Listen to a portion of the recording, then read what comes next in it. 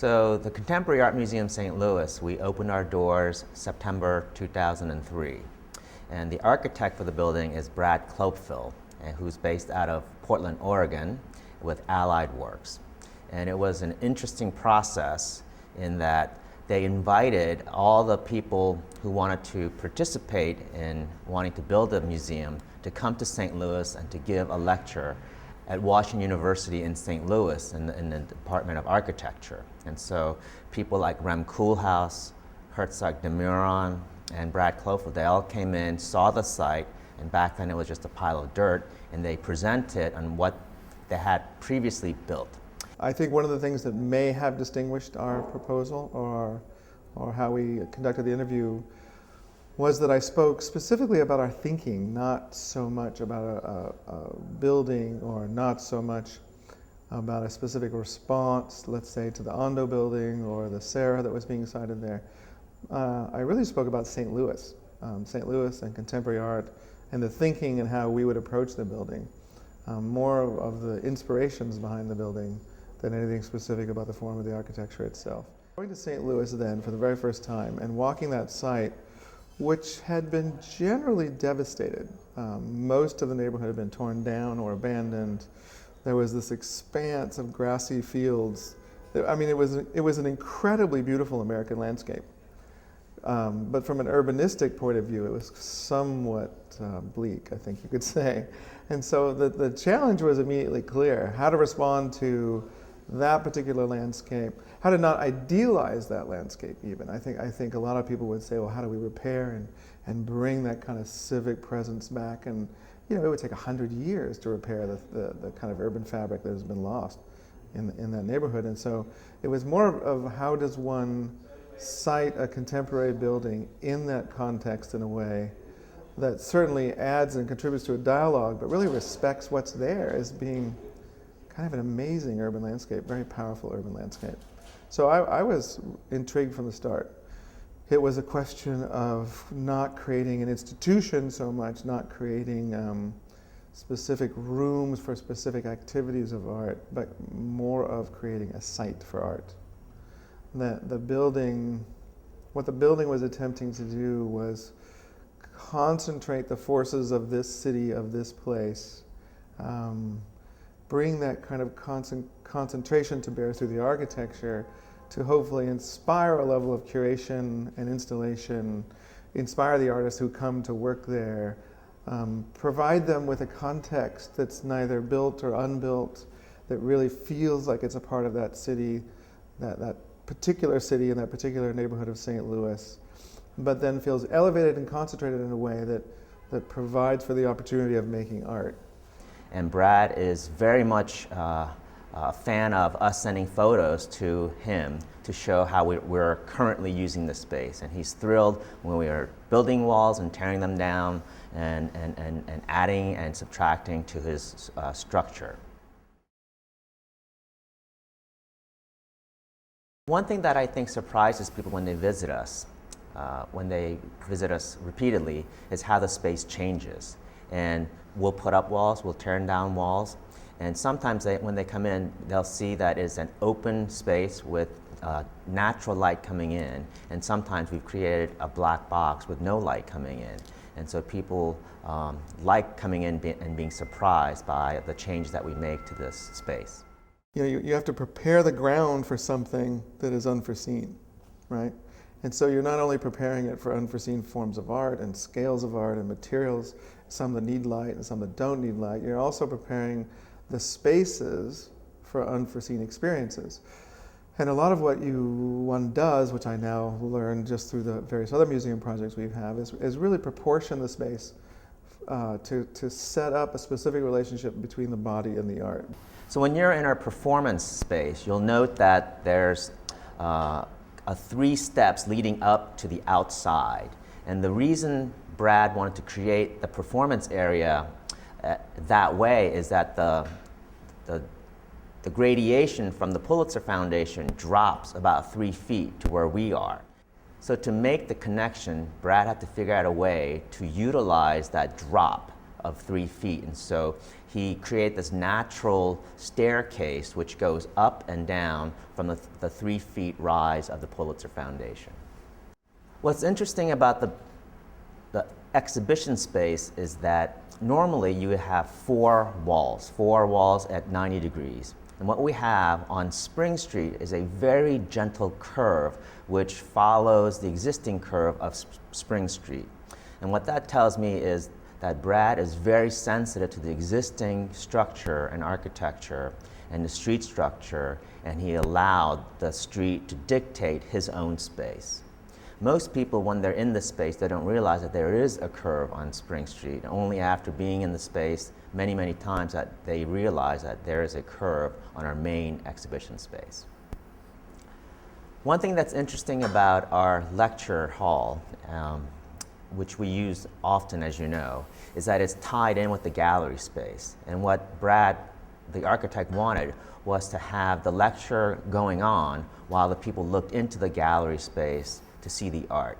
And I think it has a really nice connection to, as you're sitting there listening to the artist, that you can see the artwork being exhibited here.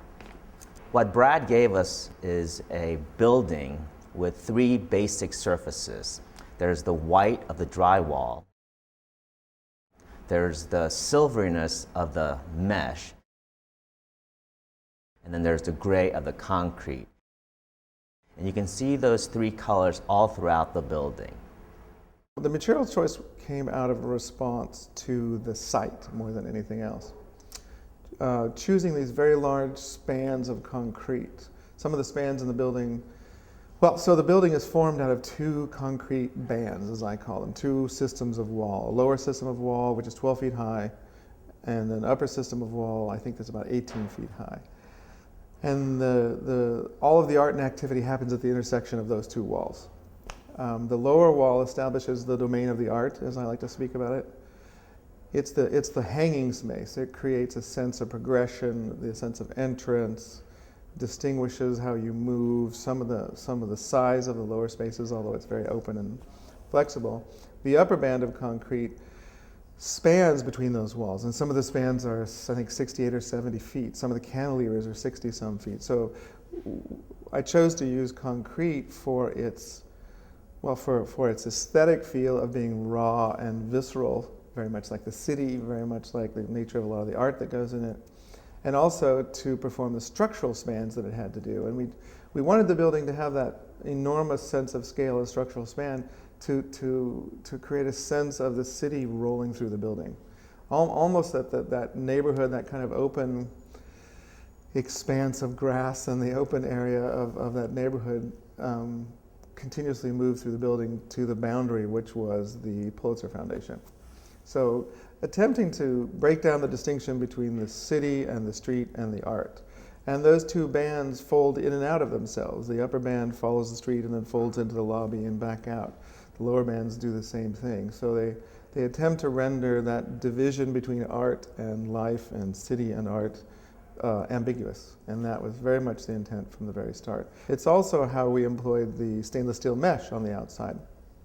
Sometimes the concrete is exposed on the outside, sometimes on the inside, and those tend to flip and switch as well to create some sense of ambiguity about whether you're inside or outside.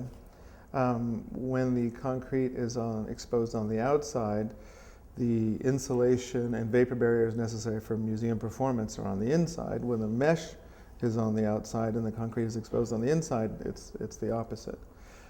The mesh is on the outside, on the top, on the upper floors, and then rolls into the building, into the entrance, into the multipurpose space. It then becomes the acoustic panels and lets sound flow through the mesh to be absorbed in acoustic material behind that. So it has the mesh has multiple purposes. Also screens some of the windows on the outside. Becomes the acoustic fabric, covers up the insulation on the outside and the vapor barriers. And then on the inside, the plaster art walls are the things that create that separation. And so you just have that play of those 3 materials, the plaster, the concrete, and the steel mesh. And they kind of flip positions and roles in hopes of creating that tension between interior and exterior. Most of my influences I mean, I had early influences as an undergrad, and interestingly enough, those influences worked a lot in structural materials and expressing structure, and that could go from Lou Kahn, who two or three of my professors at University of Oregon had studied with him at University of Pennsylvania and came out and taught at Oregon. So very early influences of Lou Kahn and the kind of conceptual ethics of structure and the role, the primacy of structure and construction in the expression of architectural form. And then later on in graduate school at Columbia, I happened to hear Tadao Ando speak, interestingly enough. Really at Columbia then I discovered, and this probably had even more of an influence on my work, or certainly propelled the work to new places. I was exposed to the kind of group of land artists for the first time. I mean, that's where I really saw my first Sarah piece at the Museum of Modern Art. It's where I was introduced to Michael Heiser, saw the Witts. I saw his gridded piece for the first time. I mean, that period of it was actually before I was at Columbia. I need to clarify that. That period was the late 70s, and when I transferred to Pratt Institute as an undergrad for a year. And it was at that time in 1978 that a lot of those artists were being exhibited for the first time in New York. And that was when I first got exposed to that work. And to me, that work, the immediacy of it, the visceralness of it, the elemental quality of it, the way it communicated, was by far the most inspiring architecture, if you will, even though obviously it wasn't. But it engaged the ideas of architecture in such a powerful and clear and iconic way that it had a tremendous influence, tremendous influence. It was also the same time that I heard Philip Glass for the first time and Steve Reich for the first time. I saw a dance by Trisha Brown with minimalist music for the first time. I mean, there was so much happening. I mean, for this kid from Oregon, who had really never traveled much. I hit New York in the late 70s and then came back to Columbia, I guess, in the mid 80s. But that period was so rich, and there was so much inspiration for me came out of that time in New York City. Well, it was also very interesting in the beginning to deal, on one hand, with the neighborhood of St. Louis, to that particular urban landscape, and on the other hand, right next door, this emerging building by one of the great masters of contemporary architecture, Tadao Ando, the Pulitzer Foundation, and then also with this proposed new piece of sculpture by Richard Serra. And one of the most exciting things about the early process was walking the site with Richard and talking about where to put his piece, Joe. I think at that time it was elevated on a plinth between the two buildings. So I talked to him about ideas that I had for the building. He talked about the site itself and his new piece. He talked about the Ando. We discussed the architecture. I think, as most people know about Richard, he's incredibly informed about architecture. And so it was a very, very exciting dialogue. And informed the building to a great extent, the form of the building itself following the street. I think also the dialogue resulted in the sighting of Joe as this kind of fulcrum piece where it was brought down off of the plinth, really into the domain of the museum. I mean, really kind of in the intersection between the Pulitzer and the contemporary. And that resulted from walking the site with Richard in the beginning.